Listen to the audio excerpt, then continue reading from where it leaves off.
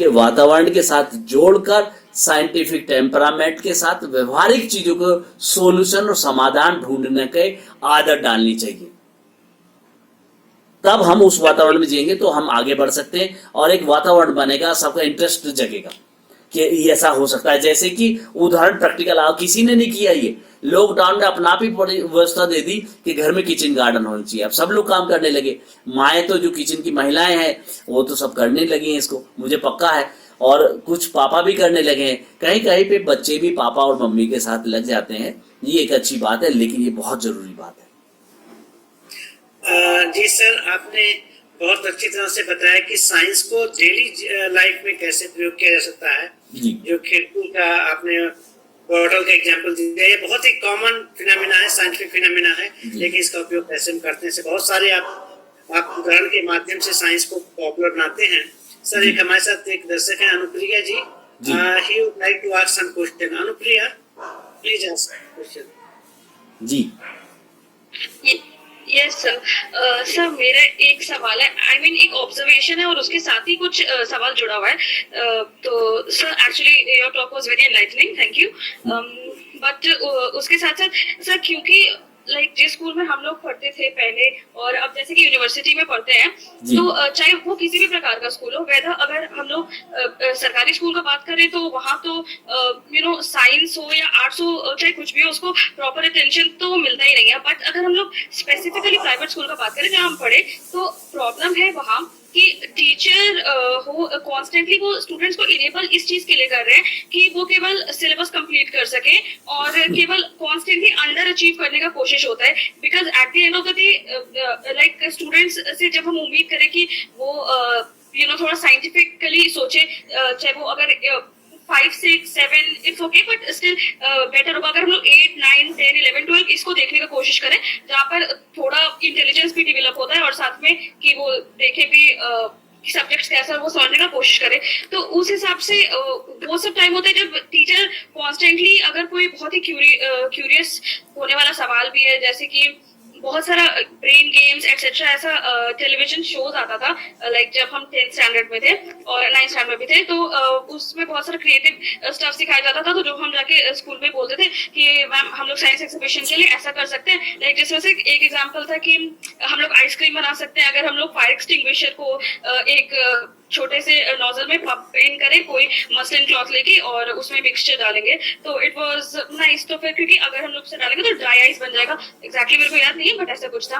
But teacher का constantly वो था कि ये ठीक है बट ये कुछ हम लोग दिखा नहीं सकते, फाइन। अगर कोई बहुत सुंदर सा चीज हो जो दिखाया जा सके तो ये हमेशा फोकस रहता है, अब चाहे वो किसी भी प्रकार का स्कूल हो। अब अगर हम लोग न्यू एजुकेशन पॉलिसी को भी देख लें, जिसमें हम लोग बोले कि हाँ मल्टी डिसिप्लिनरी तरीके से सारा कुछ होना चाहिए, स्टूडेंट को और भी प्रकार का इनफैक्ट स्किल्स भी डेवलप करना चाहिए, ये सब होना चाहिए। लेकिन ये सब प्रैक्टिकली पॉसिबल कैसे हो सकता है? क्योंकि अगर कोई और एक और मेरा ऑब्जर्वेशन ये है कि जैसे 9th और 10th में कि हम लोग कि बहुत सारी चीजें साइंस काफी थोड़ा सिंपल होता है। इट्स लाइक कि हम लोग लाइट जानते हैं, इलेक्ट्रिसिटी जानते हैं, साउंड जानते हैं, बेसिक चीज जानते हैं जो काफी उस टाइम पे इंटरेस्टिंग लगता है। तो स्टूडेंट्स इस दो चीज में होता है कि फाइन कि हम लोग मार्क्स के पीछे जाएं तो हम लोग आर्ट्स ले लेते हैं, और अगर हम लोग साइंस लेना चाहते हैं तो हम लोग साइंस ले लेते हैं।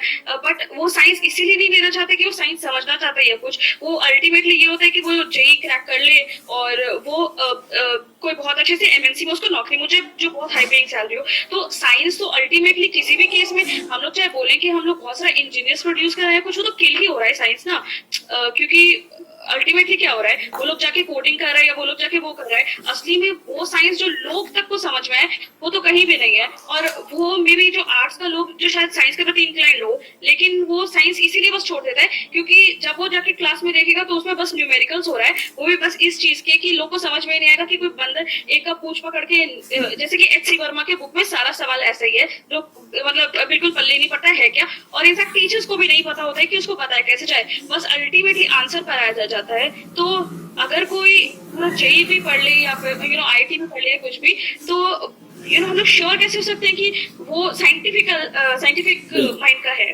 बिल्कुल आपका सवाल में नहीं, आपका सवाल नहीं है ये हिंदुस्तान के सारे बच्चों की पीड़ा आपने कह दी, उसमें पूरे हिंदुस्तान के बच्चों की पीड़ा कह दी। और मैं पिछले 30 साल से शिक्षक के रूप में काम कर रहा हूं, तो इसलिए मुझे समझ में आ गई आपकी पीड़ा को। कारण यह है कि जब मैं खुद स्टूडेंट था तो मुझे साइंस एग्जीबिशन और इन सब चीजों के बारे में कभी टीचर ने नहीं बताया। ये एक देश का दुर्भाग्य भी कहूंगा मैं इसे। लेकिन इसके साथ साथ में एक कंसेप्ट और है। अब मैं बोलूंगा, अब इसकी रियलिटी की बात करूंगा तो मेरे बहुत सारे लोग नाराज हो सकते हैं मेरे से। कारण ये है, लेकिन बोलना जरूरी है क्योंकि हमारी आपकी टॉक हो रही है, और सच्चाई को अगर मैं नहीं बताऊंगा तो ये साइंस कम्युनिकेशन के साथ अन्याय नहीं करूंगा अगर मैंने आपको सच्चाई से अवगत नहीं कराया। पहली बात कि माँ बाप पब्लिक स्कूलों में, जिन स्कूलों की आप बात कर रहे हैं, कि किसने कहा कि आपको पब्लिक स्कूल में भेजा जाए, पहली बात। दूसरी बात कि जिन स्कूलों में साइंस के जो पब्लिक स्कूल्स हैं उनमें साइंस के मैथ के पढ़ाने वाले जो अच्छे टीचर हैं वो निकल के कहीं या तो प्रिंसिपल बन गए जो पब्लिक स्कूलों में आए थे, या फिर कहीं उन्होंने कोचिंग खोल ली, छोटे बड़े शहरों में सब जगह वो कंसेप्ट में चले गए। अब प्योर साइंस में ये रियलिटी है कि पब्लिक स्कूलों में फिजिक्स केमिस्ट्री मैथ पढ़ाने वाले अच्छे टीचर नहीं। दूसरी बात क्यूरियोसिटी की, कि उनको समझ में नहीं आता, कि वो करना नहीं चाहते, उसे मना कर देते हैं। आपको याद हो कि बचपन में आप माँ से सवाल पूछते हैं, अपने बड़े भैया से, दीदी से सवाल पूछते हैं। हमारी क्यूरियोसिटी किल की जाती है जब हम बार बार एक माँ अपना खाना बना रही, किचन में काम कर रही है, और बार बार जाके हम उनसे पूछते हैं, या भैया से पूछते हैं, दीदी से पूछते हैं, तो वो एक दो बार तो सवाल का जवाब दे देते हैं, लेकिन आपके सवाल बहुत सारे होते हैं, तो आपकी क्यूरियोसिटी को किल कर दिया जाता है, आपके सवाल पूछने की क्षमता को किल किया जाता है। और ये किल घर से शुरू होता है, फिर बाद में स्कूलों में भी होता है। ये जो पब्लिक स्कूलों का कंसेप्ट आया, मैं बहुत ज्यादा इससे सहमत नहीं हूं। हिंदुस्तान के मुश्किल से 20 या 25% स्कूल पब्लिक स्कूल ऐसे होंगे जो सही मायने में अच्छी शिक्षा दे रहे हैं, लेकिन जहां गवर्नमेंट ने क्वालिफाइड टीचर दिए हैं और उनमें क्रिएटिव, पहली बात तो कि लेबल अच्छा आ गया, वो भाग नहीं सकता, उसे तो पढ़ाना ही पड़ेगा, उसकी क्वालिफिकेशन है, लेकिन क्रिएटिविटी को वो मना नहीं कर सकता। और वो कुछ हद तक, हालांकि परसेंटेज वहां भी बहुत अच्छी नहीं है, लेकिन फिर भी इतना बेहतर है पब्लिक स्कूलों की तुलना में कि वहां क्रिएटिविटी को और जिज्ञासा को प्राथमिकता दी जाती है, मनोबल बढ़ाया जाता है उसका। और इन पब्लिक स्कूलों में एक भी टीचर को खाली छोड़कर क्रिएटिविटी के लिए छोड़ दिया जाए, ऐसा नहीं किया जाता। सबसे बड़ी प्रॉब्लम ये है। दूसरे, उनकी सैलरी बहुत कम रखी जाती है क्योंकि प्राइवेट इंस्टीट्यूशंस हैं, तो नेचुरली ये जो कम सैलरी में आएगा तो वो खुद अपनी जिंदगी के जद्दोजहद से लड़ रहा है, तो वो क्रिएटिविटी को क्या आपको समझा पाएगा, ये मुझे समझ में नहीं आता। और मैं ये एक बात के लिए जनरलाइज नहीं कर रहा हूं। मैंने कहा कि कम से कम 75% पब्लिक स्कूलों की स्थिति यही है पूरे देश में। बड़े स्कूलों को छोड़ दीजिए, कुछ बड़े स्कूल तो ऐसे भी हैं कि एक टीचर को, अच्छा एक्सपर्ट टीचर बुला के ऑस्ट्रेलिया से लेक्चर बच्चों के लिए 9th-10th के बच्चों को करा देते हैं, वो पैसे वाले एक अलग चीज होगी। लेकिन मैक्सिमम जो मिडिल क्लास फैमिलियां है पूरे हिंदुस्तान का, जो परसेंटेज बहुत ज्यादा है, उसमें क्रिएटिविटी के स्कूलों में ये सारी चीजें खत्म की जाती हैं, जो कि नहीं होनी चाहिए। और शुरुआत वैसे घर से होती है, तो माँ बापों को भी ध्यान रखना पड़ेगा और टीचर को भी ध्यान रखना पड़ेगा। और इनके दूसरी एक चीज और है कि सरकार को भी इनकी जवाबदेही बनानी चाहिए। पब्लिक स्कूल प्रोजेक्ट पर, जिस मैंने यशपाल जी का जिक्र किया अभी, जिस यशपाल जी ने कहा कि बाल विज्ञान कांग्रेस का जो 3 महीने का प्रोजेक्ट होता है वो क्लास में होना चाहिए। कोई पब्लिक स्कूल नहीं कराना चाहता। अगर वो कराता है तो सिर्फ इसलिए कराना चाहता है कि उसका बच्चा नेशनल में चला जाए, अगले दिन अखबार में उसकी मार्केटिंग अच्छी हो जाए, तो वो कराएगा। अदरवाइज पब्लिक स्कूलों में इंटरेस्ट लेने वाले ना तो टीचर्स हैं। पब्लिक स्कूलों में मैं पीछे 30 साल के अनुभव के साथ में और बड़ी जिम्मेदारी के साथ कह रहा हूं इस बात को कि वहां पर इंटरेस्ट लेने वाले चीजें नहीं है, क्योंकि उन्हें मोटिवेट नहीं किया जाता। एक प्रिंसिपल का स्टेटमेंट, नाम नहीं जिक्र करूंगा मैं यहां पर, केवल स्टेटमेंट बताऊंगा। एक टीचर बहुत मोटिवेट हुआ, उसने अपने प्रिंसिपल को जाके बोला कि सर बच्चों को प्रदर्शनी और प्रोजेक्ट बनवाने हैं। तो उस प्रधानाचार्य का उस टीचर के प्रति क्या रवैया था आप जान के ताज्जुब करेंगे। उन्होंने कहा कि इन बच्चों को क्लास में सिलेबस पूरा कराइए, आपकी ड्यूटी इतनी है, तनख्वाह आपको इसी काम के लिए दी जाती है। आप ये सब चीजों में मत पड़े, ये सब चीजों से कोई भला होने वाला नहीं है, यानी कि स्कूलों का भला नहीं होने वाला। ये उनके दृष्टिकोण और फाइनेंशियली एंगल से देख रहे हैं उसको। उसका नतीजा यही है कि मैंने जो पहले बात कही कि साइंस को अगर हम फाइनेंशियली मजबूत नहीं करेंगे, साइंस कम्युनिकेटर की रोजी रोटी का एक तरीका नहीं ढूंढेंगे, तो हम लोग इस चीज को नहीं कर सकते। ये बहुत जरूरी है। तो उसका तरीका क्या है? उसका तरीका यह है कि आपको स्कूलों से बाहर ओपनली चीजों में बाहर पार्टिसिपेट करना पड़ेगा। अभी मैं इसके अलावा और कुछ नहीं कर सकता क्योंकि मेरे पास में नहीं है, लेकिन जो लोग सत्ता में ऊपर बैठे, जो डिसीजन मेकर हैं, वो लोग अगर सुने तो उनको ये समझना चाहिए कि ये पब्लिक स्कूल या जिनको आप मान्यता दे रहे हैं, उन मान्यताओं के आधार पर कितना प्रोजेक्ट पे काम कर रहे हैं। वो कोई क्रिएटिविटी नहीं कर रहे। वो पता क्या करते हैं, किसी भी सरकार के अवार्डों को वो नहीं जीत पाते क्योंकि वो वहां क्रिएटिविटी का सिलेक्शन होता है। वो क्या करते हैं, वो लोकल लेवल पर अपने प्रतियोगिताएं रखते हैं, अपने सम्मान रखते हैं और उनके बड़े बड़े नाम रखते हैं ताकि उनको दुनिया को दिखा सके। ओलंपियाड कर लिया, इंटरनेशनल सिलेक्शन कर दिया, इवन यहां तक कि मैं आपको बताऊं कि कितनी गलत और मिसगाइड चीजें होती हैं, ये जानना भी जरूरी है। ये साइंस कम्युनिकेशन की हत्या करने का एक तरीका है। एक स्कूल के बच्चे, जो बहुत पैसे वाले बच्चे, माँ बापों ने 2-2, 2.5 लाख रुपए खर्च करके अमेरिका के नासा का एक म्यूजियम है स्पेस का, स्पेस म्यूजियम में बच्चों को भेजा। उसकी खबर लोकल न्यूज में आती है। रात को मुझको भी फोन आया था, इसलिए मुझे जानकारी में है। रात न्यूज आती है कि 14 बच्चों को नासा ने सेलेक्ट कर लिया।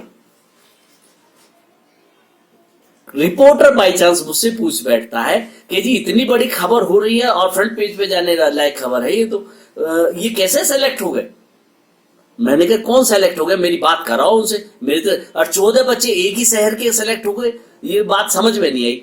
मैंने कहा मेरी बात कराओ। तो मैंने जब उन बच्चों से बात की और उनके प्रिंसिपल से बात की तो वो बताना नहीं चाह रहे थे कि सर वो सेलेक्ट हो गए, अब वो स्पेस पे काम करेंगे, अब ये करेंगे।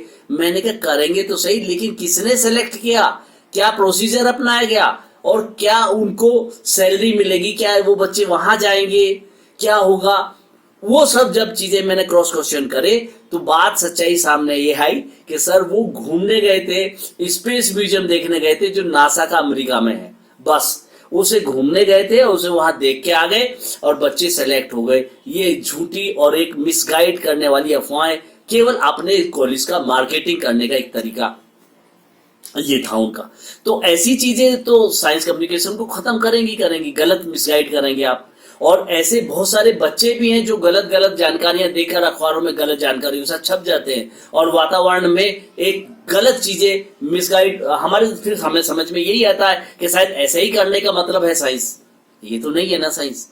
और जो एस.सी. वर्मा जी की बात हम जिक्र आया तो मैं बता दूं कि वो बहुत बढ़िया और अच्छा काम कर रहे हैं, जो 6ठी से 8वीं क्लास तक के बच्चों के लिए जिस तरह का एक इंफ्रास्ट्रक्चर डेवलप कर रहे हैं और जिस तरह से बच्चों को पढ़ाने और सिखाने के तरीके ढूंढ रहे हैं, और उसके लिए उन्होंने एक पूरा कहना चाहिए कार्यशाला भी डेवलप की है।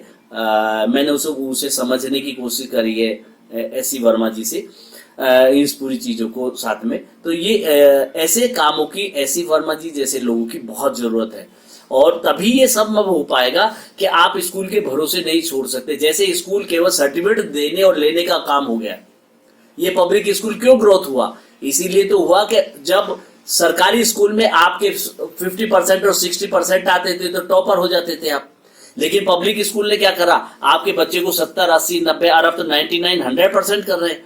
मैं कह रहा हूँ 900% के बाद क्या करोगे? एक समय आके सैचुरेटेड हो जाएंगे ये बच्चे। इन्हें 100 नंबर दे रहे हो आप हिंदी में, क्या इनको हिंदी का, इनको 68 और 54 की बात करते हैं तो इन्हें 68 और 54 समझ में नहीं आता। ये पूछते हैं, अगर सब्जी वाला बता दे कि इनको 54 रुपए हो गए बहन जी सब्जी के, तो पूछते हैं मतलब, फिर सब्जी वाले को अगर पढ़ा लिखा तो बता देगा 54, नहीं तो वो 54 पे आके अटक जाते हैं आजकल के बच्चे। तो क्या हम इन्हें शिक्षा क्या दे रहे हैं, हम लोग क्या पढ़ा रहे हैं? और मुझे तो ये समझ में नहीं आता कि हमारे देश की एजुकेशन पॉलिसी को बनाने वाले लोगों को इस पर रोक लगाने की जरूरत है और इनको कंपलसरी करे कि सरकारी कार्यक्रमों की जो गतिविधियां हैं उसमें भाग ले। ये उसमें भाग नहीं लेते, ये प्राइवेट चीजें अपनी तरफ से बनाते हैं, उसमें खुद को सेलेक्ट कर लेते हैं, उसको खुद को टॉपर कर लेते हैं और उसको छाप लेते हैं। यही काम करके साइंस कम्युनिकेशन को सबसे बड़ा चैलेंज है ये आज की डेट में, और इतना आसान काम नहीं है, ये बहुत बड़ा मुश्किल काम है जो अनुप्रिया जी ने बताया। ऐसा होना चाहिए, नहीं होना चाहिए। Thank you sir. और कोई क्वेश्चन पूछना चाहेगा हमारे ऑडियंस से? Yes, sir. Good afternoon. हाँ अनुप्रिया, हाँ okay. Myself Anupriya Sharma. Sir, I have a question for all the professors here, especially. Sir, जब हम साइंटिफिक टेम्परामेंट की बात करते हैं, तो क्या हम उसमें ये भी ऐड ऑन करते हैं कि जो हम एज अ स्टूडेंट हम करंट सिनेरियो जो भी देख रहे हैं या फिर जो भी हम सोसाइटी में चीजें देख रहे हैं कि हम उसको हैंडल कैसे करें, या साइंटिफिक टेम्परामेंट वहाँ पर भी आता है? क्योंकि right now I'm a research scholar and I have been a student of Delhi University, and there I have seen that my class topper, or I would say the topper, she got the admission in masters in DSc. So where are we heading towards? And though JNU is totally different and we have very limited seats there in all the courses, I'm a social science student. So my question is कि क्या scientific temperament वहाँ पर भी आता है कि हम इस सिस्टम से बाहर कैसे निकले? Is it the university which is bigger? But when we see the students getting opportunity to study there, बिल्कुल, और बाकी जो left out हो जाते हैं, they are not treated the same way. So how the scientific temperament will help us in dealing this? बिल्कुल। जहां तक मैं आपका सवाल समझ पाया हूं वो ये है कि आपके जो सामाजिक सोसाइटी और कल्चर में आप साइंटिफिक टेम्परामेंट का यूज करके कैसे सोसाइटी की जो प्रॉब्लम्स है उनसे बाहर निकल सकते हैं। तो मैं आपको ये बता दूं कि अगर आपको गली और रास्ते नहीं पता, मैं उदाहरण देके समझा रहा हूं इस बात को, पिक्चर को ऐसे होल देखने की कोशिश करो, पूरा हाथी देखने की कोशिश करो। हाथी की एक पूंछ को देखोगे, हाथी की सूंड को देखोगे, हाथी के धड़ को या हाथी की टांग को देखोगे, तो आपको साइंटिफिक समझ टेम्परामेंट नहीं आएगा, क्लियर होगा।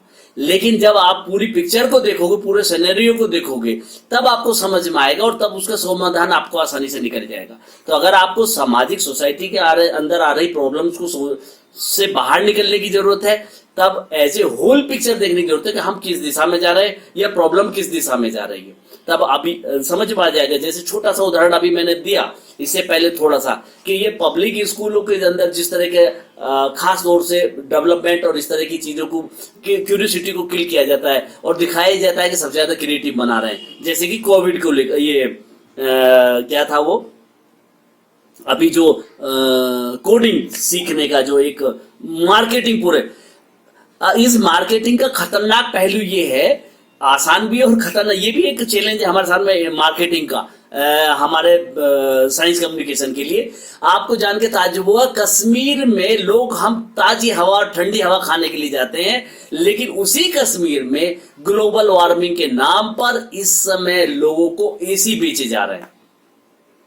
माधव सर, वहां एसी बिक गए हैं और आरओ के पानी, जिस चश्मे का पानी कहा जाता है, हम तो सुनते थे कि कश्मीर से चश्मे का पानी आता था इंदिरा गांधी जी को पीने के लिए, पूर्व प्रधानमंत्री को, वो इतना साफ सुथरा पानी होता था। मैंने उसका टीडीएस खुद चेक किया, लेह लद्दाख का भी चेक किया, बहुत ही बढ़िया पानी होता था। लेकिन वही कश्मीर में आरओ लग गए। ये तो गंजों को नाखून बेचने वाला मार्केटिंग हो रहा। कितना खतरनाक है मार्केटिंग का ये वाला ट्रेंड। वही ट्रेंड का एक पार्ट है जो कोडिंग वाला है। ये जो आपको घर घर में 2-2 साल के बच्चों को कोडिंग सिखा रहे हैं ना, सब लोग बड़े खुश हो रहे हैं। ये भी वही खतरनाक ट्रेंड है हमें खत्म करने का। साइंटिफिक एनालिसिस को खत्म कर देगा, बचने की जरूरत है। और एज ए होल पिक्चर देखो कि उस बच्चा जब ट्रेंड हो जाएगा, उसके बाद वो जिंदगी में सर्वाइव कैसे करेगा। वो बीग एज ए ह्यूमन बीइंग, एक इंसानियत और एक इंसान होना चाहिए, रोबोट नहीं। वो फिल्म आई थी, वो चिट्ठी, क्या नाम था उसका, मुझे नाम याद नहीं, कोई फिल्म थी, देखी थी मैंने, रोबोट वाली कोई फिल्म थी, जिसमें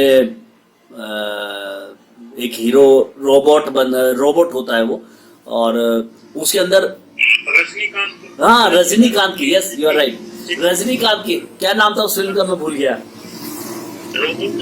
रोबो ही था।